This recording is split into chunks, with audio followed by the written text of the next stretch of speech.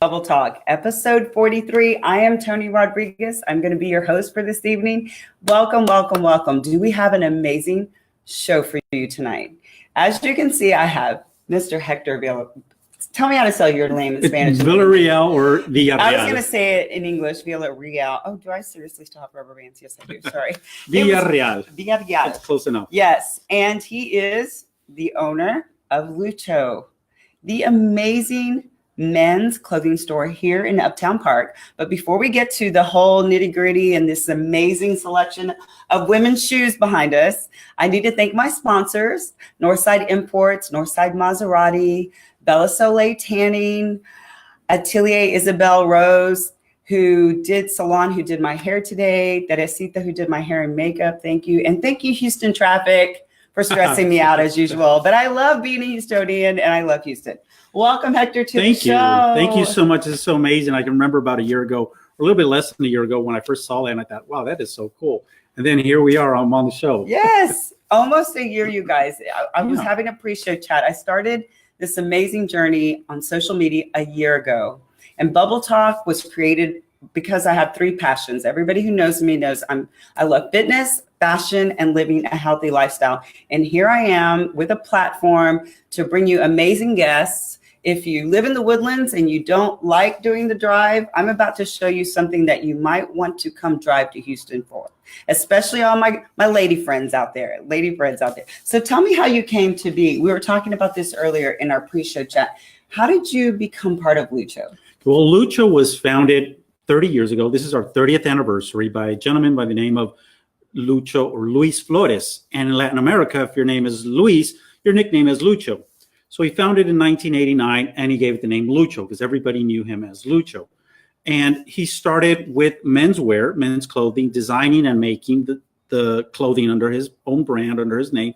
And then he got involved in the community, and then he started something called the Rainforest Foundation Gala, which was one of the biggest and most prestigious galas in Houston back in the early 90s, before we had 1,000 galas a year.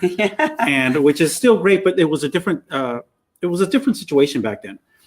And I've been in television. When I first moved to Houston, I started working in television. I worked for Univision. I was there for, I guess, 15 years. I anchored, and then I became the weatherman, which is another story. And then I became the weatherman. And as time went on, I would be invited to be in some of their celebrity fashion shows. You know, in Houston, if you're on TV, if you're the weatherman, you're considered a celebrity. But nevertheless, I was invited to be either as a celebrity model or on some occasions, master of ceremonies for some of the galas. So I was very familiar with Lucho and Lucho Flores and all their philanthropic work, but it was still a little bit out of my price range, as I was just a junior weatherman at the time. As time went on, things got better, and Univision was doing very, very well. And one year, I had the great fortune that I was able to sign an awesome contract with Univision. Wow. That opened the door to become a client here at Lucho. I became more acquainted with the products and the clothing and everything else. And then a few years later, there was an opportunity to purchase the clothing store from Lucho, along with the designer who is still there, my business partner, Patricia Esturio.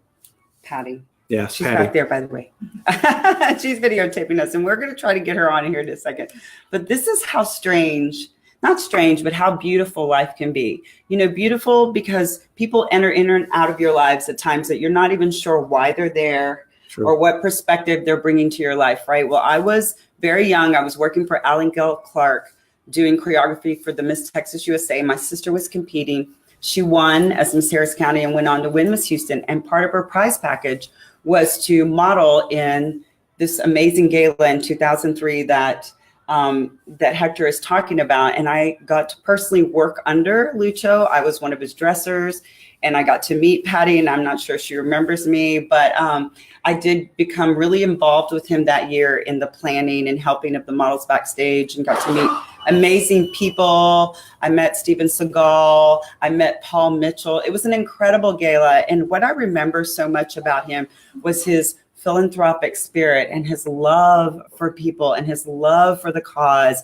It was an amazing experience. And here I am in 2019, sitting here with Hector and Patty, the new owners of Lucho, and full circle. This is why you never ever burn bridges. This is why you always hug and keep people very close to you. They remember you. You always leave a good impression. And here I am right next to you. 16 years later, it's pretty. Wow. It's pretty. Is it 16? Yeah. I started to feel really old. It is. 16 years later, here we are. It was, even for us, 16 years later, when we first bought the store, times weren't the best. And I remember trying to round up the financing to buy the store. And I went to a couple of friends who were bankers at that time, and they said, shouldn't you wait for better times to buy a business? And I thought, well, if I wait for better times and the store is going to be in a better position, maybe the owner would not be willing to sell it, because I know that at that time, Lucho wanted to get out, not only because of the situation the country was going through back between 2002, 2003,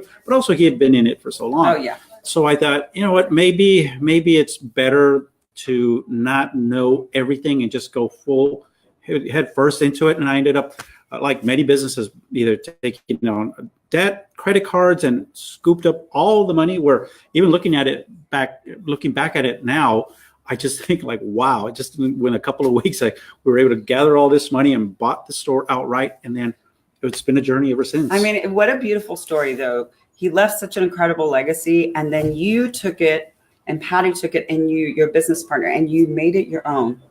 You put your own twist in it. And I know you ladies are chomping at the bit at all the beautiful shoes that are behind me.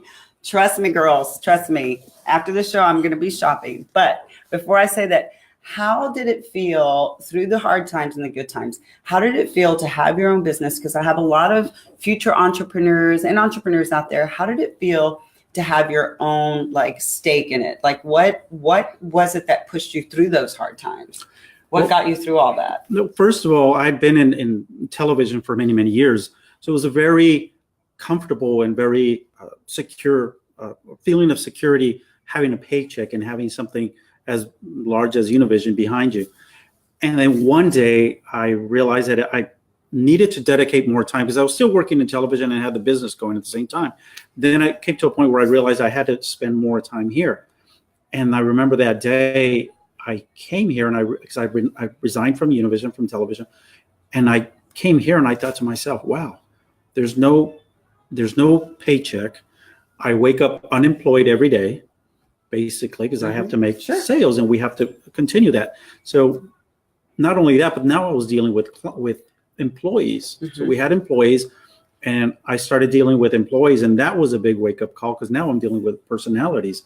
And one of the first things I did, I remember. And you used to be the personality. I used to be the personality. And now you're dealing with personalities. And talking what you just mentioned, coming full circle, one of the first things I did after that, about 2-3 days later, after dealing with employees full time, I called my old boss, and I called him up, and I went through the switchboard. Hey, let me talk to the general manager, and patch me through. And he picks up the phone. He says, this is such and such. And I say, hey, this is Hector, and I'm sorry, I'm so sorry. And he was startled. Why? And I go, everything I put you through. Now I realize what you went through dealing with personalities and employees. That's awesome.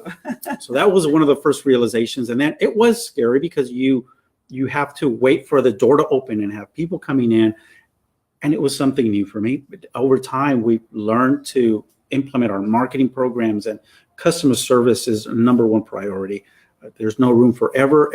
Everything has to be perfect, because if we have an incident where a garment, or let's say you order something and it doesn't come through, I can have a million excuses, but none of those matter to you. You needed that dress shirt or that suit for your wedding or for the graduation, whatever that was. So that was one of my first objectives, that I've seen other people kind of not care. And I would think, how can you not care? These are the people that are paying your bills. Sure. So that came around. And when I really came to the realization that, wow, this is really worth it, was when one day, it was a weekday, it was a Wednesday, it was 3 o'clock in the afternoon, a client calls, one of our good clients. He says, Hector, would you like to go play golf? When? Right now, I'll go pick you up. And I thought to myself, it was such a strange feeling, because I was cooped up in the office in the newsroom all day long. And it was a little bit of an adjustment. And I thought, sure, I could actually say yes. So I was driving to the golf course 3:30 on a Wednesday afternoon. I'm thinking to myself, wow, this is living. I made the right choice. Life. Yeah. And that's when it became something that, the coin finally dropped, or whatever that saying is, where, wow, okay, this is really where I'm meant to be. And Sure. we put, like you said, we put our own spin on it, where we've added different lines, and of course, women's shoes, which has been probably the biggest addition that we can talk about, or we can say we've added a completely different component to. Okay. So to before Lucho. we talk about your shoes, so from what I'm getting at is that you would base your success thus far to this point. I didn't even answer the question, did I? No, on your personal attention to your customer service. Yes, and I get asked, because one of the things that I do here is I design the women's collection. I design the women's shoes, and I get asked by different schools or people to talk about designing. And one of the things that I talk about and I stress is I tell them being a designer is the easiest thing you can do. Anybody can be a designer, because you can design a shoe, and that's fine. So you design a shoe, but then what do you do with it? Well, I guess one of the components that's lacking nowadays is teaching kids or young designers that that's only one component, because if you design a shoe, then you have to have somebody who makes it. Because most of us aren't skilled to make a shoe. And even if you are, you're not going to make one pair. You want to have an entire collection. So you have to find a manufacturer that's going to make those shoes. Sure. And that manufacturer wants to get paid. So then you need money for financing. Then after you find somebody to make your shoes, then what do? Then you get to pay for them. Then you import them, because rarely shoes are made in the United States. You have to import them. And then once you import them, what are you going to do then? Are you going to have 1,000 pairs of shoes or 5,000 pairs of shoes laying around your house? You have to sell them. Now, is that online? Do you have a store, or are you going to go to a trade show? So all of these things just start, it's like an avalanche of information that some of these people never thought about. That's why I tell them being the designer is the easiest part. It's open, all the other extracurricular that is all difficult. of those things, and lining up financing and mundane things that most of the time aren't taught. And I think I see this reflected in some of my friends that are artists. They're great at creating art, but the business side is lacking. Yeah, and so that's, and the marketing. if somebody wants to start their own business, we're open to I'm glad to share information and tell them how it's done, but don't expect it to be nice and pretty, because it really isn't. And I stress that every morning. I wake up unemployed, and it's time to. Well, and you know that old saying of nothing worth having isn't, I mean, you have to work for everything that's worth having. Like, if it comes easy to you, it's not worth it. Everybody would have it. Exactly. It doesn't carry that value. And Correct. so even if we're going to have a small event or any type of activity, we always want to assign a cost to it, whether it's $10, $100, or whatever the case may be, because otherwise, if it's free, there's no value attached to it. Correct. And that's something that, as human beings, I think we tend to do subconsciously, where, well, it didn't cost me anything. Yeah, it's free. So it has so no value. Exactly. So here's the big golden question that I know a lot of people are asking. Okay, so Brandon Allen's from Louisiana. He says, impeccable shoes and heels. And hi, Tony. Hi, Brandon Allen. Thank you for watching. Oh, hey there, There's Samantha from LA. How are you? Hi, Samantha. You're 2 hours. Wait till we show you some shoes, Samantha. They're going to be amazing. So here's the big question, the big golden question. Uh-oh. At what point, I want to make sure they can see us. At what point did you wake up and go, okay, men's clothing, got that down, check, now women's shoes? Like, how did that happen? It was a process where we had clients that would, as you well know, probably have heard this, there's never a shortage of people who want to tell you what you should be doing. There's always that. So, very true. Yes. Never a shortage of people who want to tell you what you should be doing. And we design and manufacture. I think Patricia here is the designer of all the menswear. So she designs, and we've contracted. We have a long-standing relationship with factories that we contract with, and they produce and manufacture the clothing, which is pretty easy. So people would tell us, why don't you make women's clothing? You should make women's clothing. And after several months or whatever the time span was, I looked into it, and I thought, well, let me see what this is all about. Reached out to some of the manufacturers that we deal with already, and I discovered that to make women's clothing was going back to the designing part. Designing was the easy part, but to actually make it was a very complicated and complex process. Because, for example, let's take, for example, this blazer that I'm wearing. It's a dark blue with a window pane pattern on it. Okay, and I use this example often. I can probably find pictures from 100 years ago, and you'll find this same sport coat Sure. with the same pattern and the same colors. Okay. Now, for women and for men, a white shirt is a white shirt, and it's been a white shirt for 100 years. It's good basic. So, now if you go over into the women's apparel space, if you have, let's say you're going to design, what are you going to design first of all? A white shirt? Okay, but what does that mean for a woman? Was it long sleeve or short sleeve or 3/4 sleeve? Does it have buttons or is it just open? Does it flare? Is it Yeah, I'm 3/4? already done. So That's just so and we haven't even complicated. gotten past, I'm and gonna that's make just sure they can see. that's just one of the components. Right. That's just the sleeves on the blouse. Then what are you going to do? Are you going to have buttons, Mhm. snap, or Mhm. the regular buttons, or is it going to be a zipper? Or is it going to be half and half? And it goes on and then on and on, and it becomes very complex in terms of as a manufacturer, I'm required to buy all the fabrics, the buttons, the threads, the linings, all the components that go into it. So it became this enormous, complex matrix of, on one side we have materials, on this side we have trims and pieces.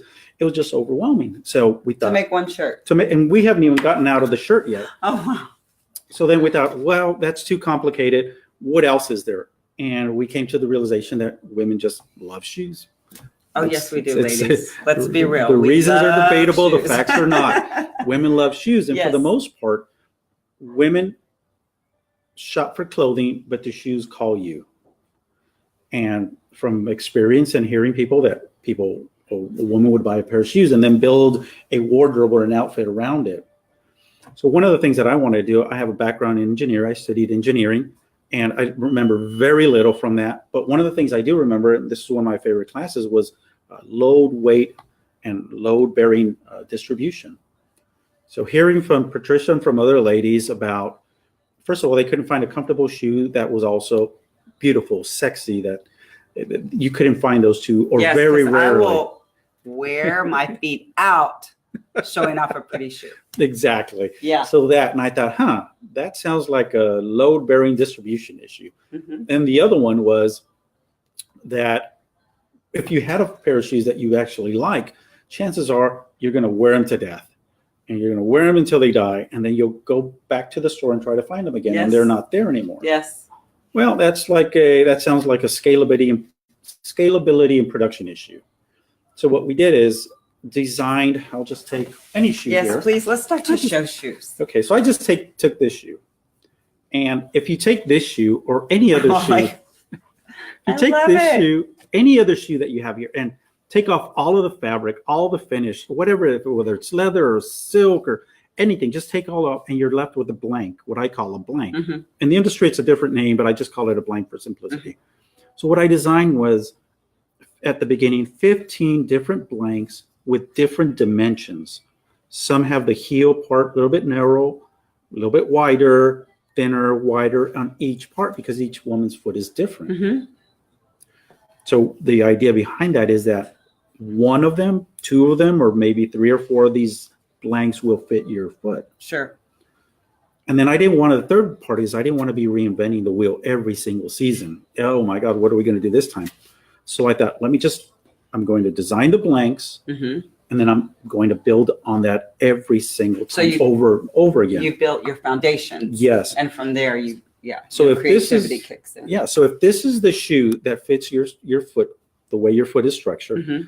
then every single time you walk into the store, I know which shoe fits you. And this blank will come in different colors, different finishes, different fabrics, different everything. You'll always have you'll always have a good pair of shoes and the pair of shoes that fit your foot. And the bottom, if you can tell, this is orange. Let me see. That is orange. not red bottom. It That is- is orange. There we go. It's orange. And the Yes. reason it's orange, this is Harley Davidson orange because I Nice. ride Harley Davidsons. Oh, nice. So I thought, let me add a little component of one of my passions, Yeah, which yeah. is motorcycles. So the bottom is Harley Davidson. I love orange. it. And then there's So I several love, here. I'm a dancer and there's a lot of professional dancers out there. And I'm going to see my friends in Monterrey in a few weeks on the convention circuit. So Hi Now, the dance convention. And one of the things we I'm always from talk Monterrey. about. Really? Yes. My daddy's from Monterrey. I was born there. My grandpapa's, my peeps in Monterrey. Hi guys. But I love the platform.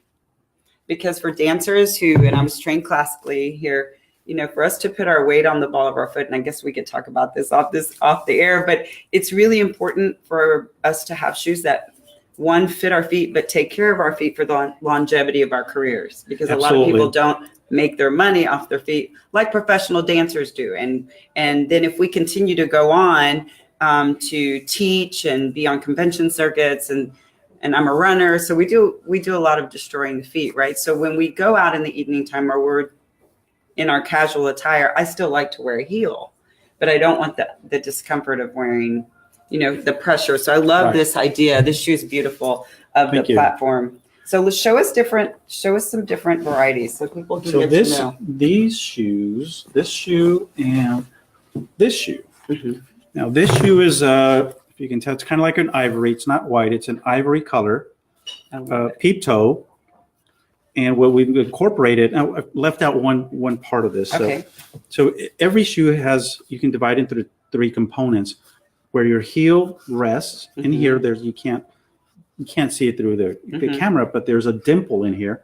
It's about 1/4 of an inch. Okay. So when your heel lands here, it automatically, your body subconsciously adjusts to it. It feels held in, kind of like sitting in a very comfortable chair. You automatically feel secure. Okay. Then the middle part, which is the arch, if I can maybe show it in the camera, I don't think it'll come out, but the inside part, this is the inside part, is higher than the outside part, and that gives you the support in your arch.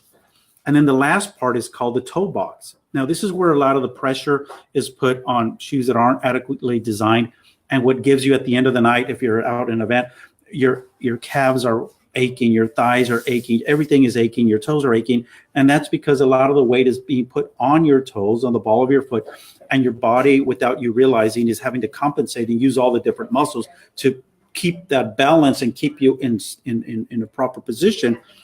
And that's why you get tired. You don't realize it until the end of the evening. So there's really a lot of engineering behind there was a lot of engineering. A lot of thought. This is the toe box, and if you can tell, you can see right here, there it goes. I'm squinting because I don't have my reading glasses, but this seems like a very small part of the shoe. But if you flip it over, it's almost half of the shoe. So your foot is actually being supported, not just in the end of it, but throughout the whole part to support all your weight. So it's distributed between the foot of the shoe, or your foot, the ball of your foot, the arch, and the dimple in the ankle, where your ankle or where your heel lands. And that's how they become very comfortable. Yeah, this is, girls, ladies, look. Is that not a sexy shoe or what? That's beautiful. And you know what I love? A classic great peep toe or a pump never goes out of style. That's true. That was one of the other. Never. And this is the same base. But this one has a laser cut. This is patent leather with a crackling silver, antique silver finish in laser cut leather, but it's the same base. So if this shoe fits, and this shoe will fit just the same. Now, one of the things that I wanted to do is I wanted to have a classic timeless look for the most part, to where if you walk in today, I can show you shoes that I've had in previous collections, 2, 3, 4, 5, 6 collections ago. You can't tell the difference. They don't go out of style. And that's one of the things that I wanted to accomplish with this. So where do you see Lucho going? Say, where would you like, where on every woman's foot. No, I know lots of shoes going out the door, but where would you like to take Lucho's in 5 years? Like, do you have goals for where you would like Absolutely. We are, this will be our 6th year with the collection. We started this 7 years ago, 1 year research development, and then finding a manufacturer, which, by the way, we make these in Brazil. They're all made in Brazil. And then we started 4 years ago taking these to trade shows, where we would take them to shows we don't do this New York show anymore. We do Atlanta, Miami, and Las Vegas. So we hit the West Coast, the center part of the U.S., and then Miami, which reaches out to Mexico, Central, and South America. And we've been able to place our shoes in other boutiques, smaller stores, which I learned this from being in the business. There's some stores out there that are smaller department stores that have 20 or 30 stores that you've never heard of. But they'll come in, they'll like the shoes, and we have a few of those stores, but as time goes on and the quality maintains itself, eventually we'll be in 30 of those stores, which represents a huge increase for us, Sure. which translates to more jobs for other people and on down the line. Mm-hmm. So I think we're getting to the point where we've, I want to say, mastered that aspect of being in the wholesale business and taking the shoes to trade shows, and you show them to people from all over the world, basically. And some people like them, some people don't, because it's a taste thing. It's a absolutely right. And what we're planning to do is here, you said within the next 5 years, is I've been developing. So here at the shop, we've been developing the franchise model, where if someone wants to, going back to the idea of being an entrepreneur, so you can have a shoe company, a shoe store, and I will teach part of the program of having a Lucho shoe boutique and being a franchise owner is I will teach you how to design the shoes, but we base it off a pattern where, again, you get to choose from these 15. We have about 20 different bases now. So you choose from these, and then you add whatever colors, fabrics, finishes we have available. So then you basically design your own collection. We manufacture it, and then you keep it in your store, which would be a Lucho shoe boutique. And we provide all the marketing material, the merchandising, the store layout, and various levels of investment, from a 700 square foot up to a 1,200 square foot space. And that allows somebody who would want to get into the business, because starting from scratch is absolutely difficult. It's not. It's really difficult. And unless you've been in the business before, it's very difficult for you to be able to pull it off. So that's where we see ourselves in 5 years, going into the franchise model. Interesting. And then what part of it is you get to have visits by the designer, moi, and add that as a marketing component. So I've gotten a couple of people that have already asked me about these black boots. The black boots I put in the picture. Tabitha Juarez, do you know her? She says, good morning. So I'm not sure where you're watching us from, but welcome to Bubble Talk. We have Araceli Shaw. She's saying, this is incredible. Love it. Hi, girl. How are you? She's from my parts in the Woodlands. Oh, awesome. Thank you for watching. So, yes, I know some of you have asked about those black boots. Well, this is... Tell us what's new, what's coming out, what's your latest. Let me move that a little bit. Okay. So, you guys get ready. So I see us lagging a little bit on the internet. You see how we're kind of dragging a little bit. Look a little bit. Okay. So this is very similar to the boot that you have on the post. Mm-hmm. This one is in suede. It's a kind of like a caramel or light brown and suede, but it's the same model. So if you like the black boot and it fit, and then one day you're like, well, I need another color, this would be the exact same boot. Yes. And we've added some elastic on the back to hold the calf, and you can use it two ways. You can use it folded, or it comes undone. And I call these my honey whatever you want boots. Because if you're wearing these, honey whatever you want. Yes. I love it. I love it. So that's amazing. So now you have the whole backstory of how Hector and Patty became owners of Lucho, and how they have put their own personal touch now. They're innovative, they're creative, they're fashion forward. And you know, I love fashion very, very much. Brandon Allen he is from Louisiana, says, I love the boot. Oh, awesome. How do you pronounce this one here? Hi from... That's Maria Elena Martinez. Elotes. That's my mommy. Hi, Mom. Okay. How would you pronounce that in English? I've always... Elotes. Elotes? Which in Spanish, elotes is corn. Yeah. So they have the Cornival out in that. All my family. Is that what it is? Okay. North I've always San Antonio. wondered. Hi, Mom. Look at these boots, Mom. Aren't these beautiful? My mom loves fashion. She's 70 something. I'm not going to say her age. But she loves shoes, and she got to meet Lucho, so she knows the whole backstory of this incredible boutique. I'm sitting here, Mom, full circle, many, many years later. But I want to thank you for your time and for your energy, and thank you for continuing to create. You know, you don't see this very often. You don't see a high-end boutique here in the Houston area. That Jordan Tribeca says hello. Oh, hello. You don't see it very often anymore, that people are still putting the time and the effort to giving that one-on-one customer service anymore. You don't see it. You really don't. And when you do see it, it is truly why we are so successful, or why you are so successful.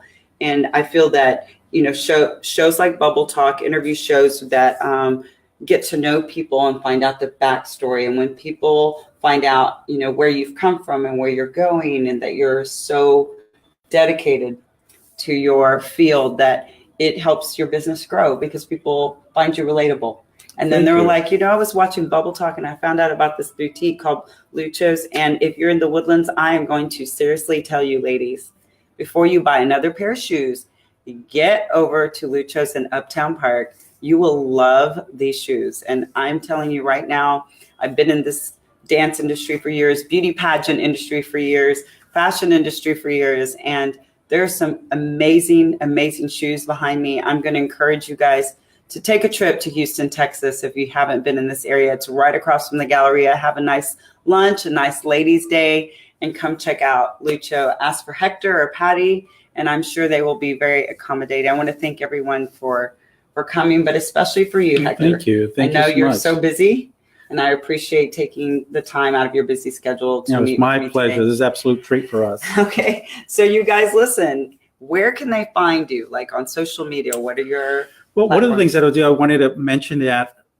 we host once or twice a month what I call the Shoes and Champagne parties. Nice. And this is for people to come and visit, enjoy a glass of champagne with us. And I go through the process of actually designing a shoe. And you can find Wow. us either on Facebook, which would be Lucho, or my personal page, Hector Villareal.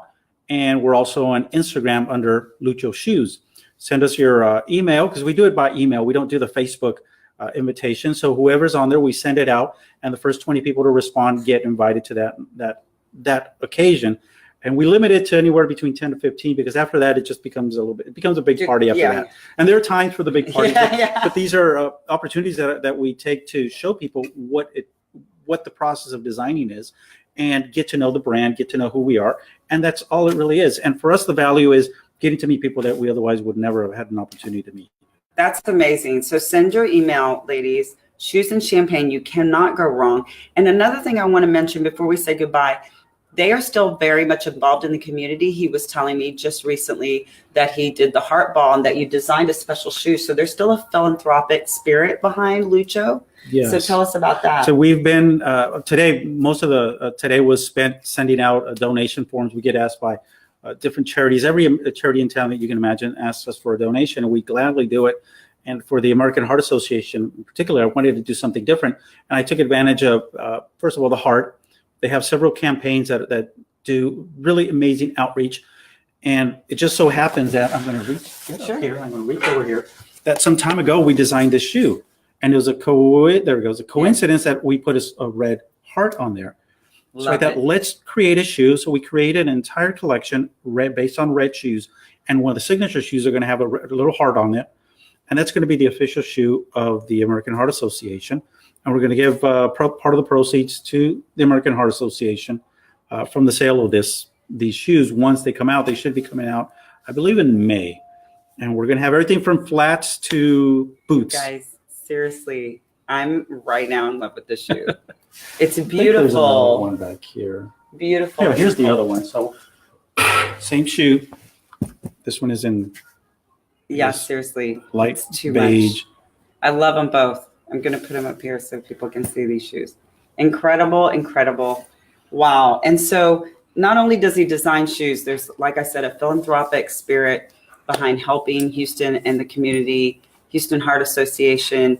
Thank you so much, Hector. Thank you, Toni. It was This is enlightening. amazing. It was amazing to hear how these shoes are designed and how much time and effort you guys put behind all of this. And also the men's clothing, we didn't even touch on that. Please, if you're in the area, I'm going to encourage you to come by and say hello to him and learn a little bit more about Lucho. We just barely touched on the real story. My mom said, get my email from Miss Toni and send me my Okay, mom. I certainly will. Okay, Mommy. That's amazing that you can read that. The letters are so small. We're both like, need to get our glasses Yes. right now. Thank you. I know on Tuesday nights, you can spend tonight watching any show you want. And tonight you spend it with us. And I greatly appreciate the support of Bubble Talk. You will continue to see us in the near future. Next Tuesday at 6 p.m., we will be here. Thank you to Northside Imports, Northside Maserati, Atelier Isabel Rose Salon, Ryan LaFleur, you're amazing. Teresita, you're amazing. Bella Soleil Tanning, Beautiful Anti-Aging, and all my friends and family out there, all my Bubble Peep vibers, that's what I call them. Thank you for your support and have a great evening. Thank you. Bye, you guys. Bye. Thank you, Hector.